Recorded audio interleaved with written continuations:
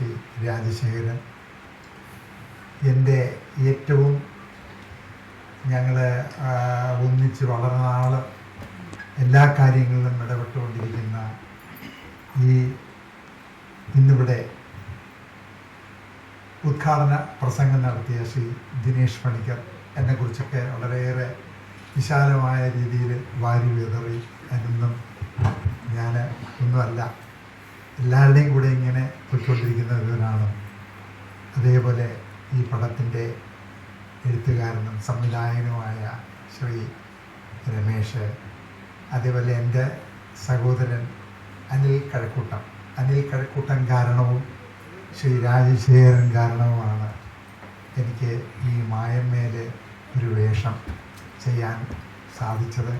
അതിന് ഞാൻ അവരോടൊപ്പം തന്നെ, അവർക്ക് നന്ദി പറയുന്നതോടൊപ്പം തന്നെ എൻ്റെ രമേശിന് എന്നെ ഇഷ്ടപ്പെട്ടില്ലായിരുന്നുവെങ്കിൽ എനിക്കിതിൽ അഭിനയിക്കാൻ പറ്റില്ലായിരുന്നു. അപ്പം അങ്ങനെ അതിൽ എനിക്കെന്നും സന്തോഷമുണ്ട്. എൻ്റെ ജീവിതത്തിൽ മറക്കാനാവാത്ത ഒരു മുഹൂർത്തമായിട്ട് ഈ മായമ്മ മാറട്ടെ എന്നുള്ള പ്രാർത്ഥന മാത്രമേ ഉള്ളൂ. കാരണം അതിൻ്റെ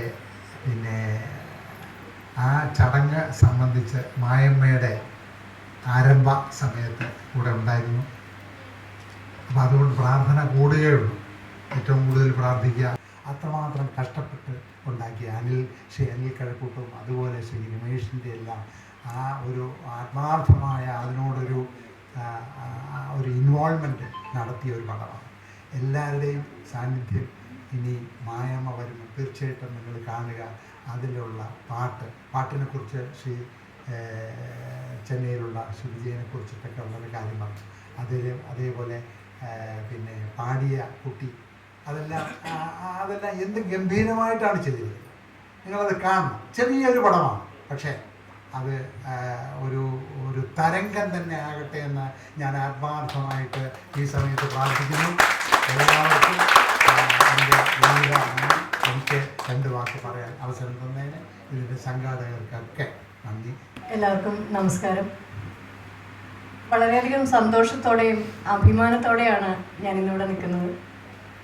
മായമ്മ എന്ന സിനിമയുടെ ഒരു ഭാഗമാകാൻ കഴിഞ്ഞത് എൻ്റെ ഭാഗ്യമായിട്ട് ഞാൻ കരുതുന്നു.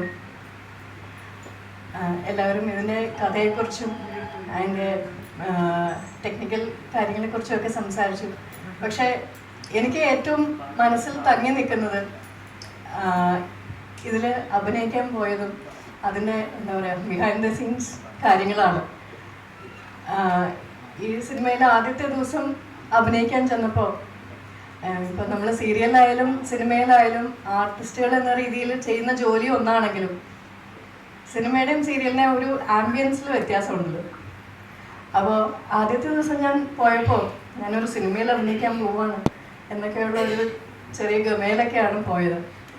അവിടെ ചെന്ന് കഴിഞ്ഞപ്പോൾ അനിലേട്ടനായാലും ബാക്കി എല്ലാവരും ഒരു ഫാമിലി പോലെയായിരുന്നു. പ്രത്യേകിച്ച് രമേശ് സാറിനെ കുറിച്ച് പറയുമ്പോൾ സാധാരണ എല്ലായിടത്തും കണ്ടിട്ടുള്ളത് ഒരു ഡയറക്ടർ എന്ന് പറയുമ്പോൾ ഷൂട്ടിംഗ് നടക്കുന്ന സമയത്ത് അദ്ദേഹത്തിൻ്റെ മനസ്സിൽ സിനിമ മാത്രമേ കാണുള്ളൂ.